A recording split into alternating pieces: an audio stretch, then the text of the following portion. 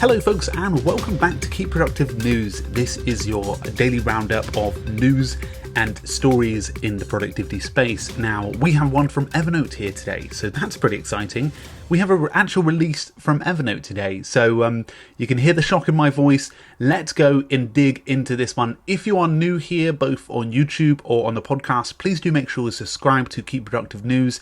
We're going to be doing some routine features about all of this productivity software that you know and love, and you may want to keep updated with the app you're using. And the second update before I roll in, I've been very lucky to be granted an interview with the CEO, Ian Small. Yeah, it's actually my first time doing a call that's going to be recorded with Ian Small, so it's going to be quite exciting. So if you folks have any questions, leave them in the comments below, and you can also tweet me or tweet at Keep Productive, and you'll be able to get your questions submitted to the CEO of Evernote, which is exciting.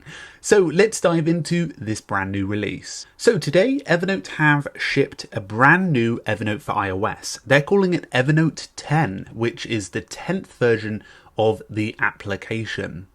Now, apparently the milestone marks the first in a series of releases that we'll be making across Windows, Mac, and Android. Now, as we all know, they've been keeping us updated in behind the scenes and other blog posts, so a lot of what you'll see is stuff that they've weaved into that, but they've been beta testing this with 144,000 people over the last couple of months, and they've done 4 major things. They've redesigned the iOS application to be a cleaner experience with less friction. They've improved the switching between iOS and web browser, so apparently moving between them is going to be smoother and more consistent. The app will also sit atop a stronger foundation. Apparently extensive testing went on with that. And that they have a new foundation that'll improve speed and even for the heaviest of users. So what's really exciting before we dive into some of the new features is actually with their blog post statement, they said the biggest story is that the elephant is back, energetic, vibrant, and delivering on our mission, empowering you to remember everything and accomplish anything. So that is quite a nice sort of update, because it actually, that sort of feels at least like Evernote's actually going to be making releases more often, and now they've got their groundwork done.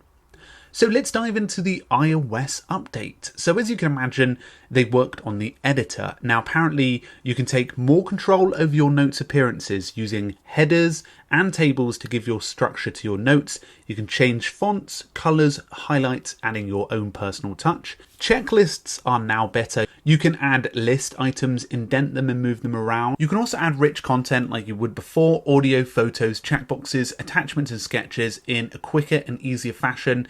I like the way that they actually sort of like inline inside of the sort of note. It looks really attractive. And they've also redesigned the toolbar and also additional options like header level, highlight colors and linking editing.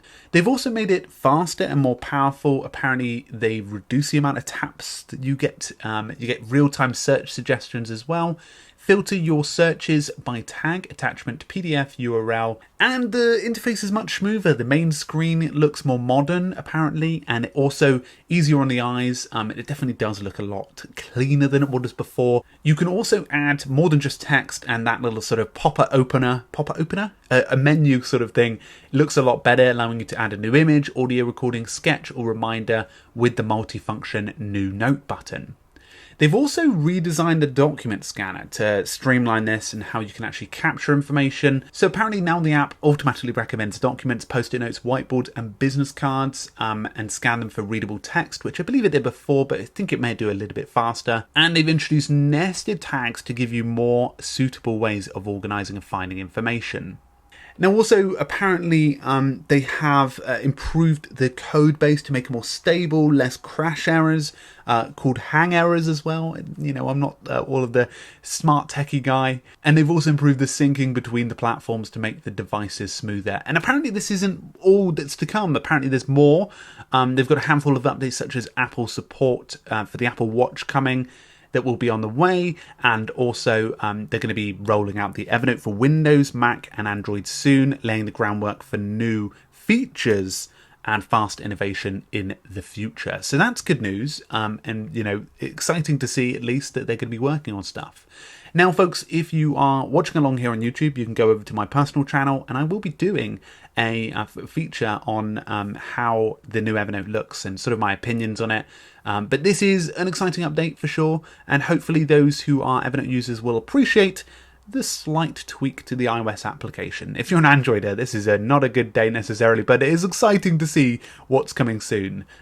So I hope you enjoyed today's feature. Please do make sure to subscribe on Keep Productive News on the podcast and also here on YouTube. And it'd be great to see you guys very soon. Anyway, folks, cheerio!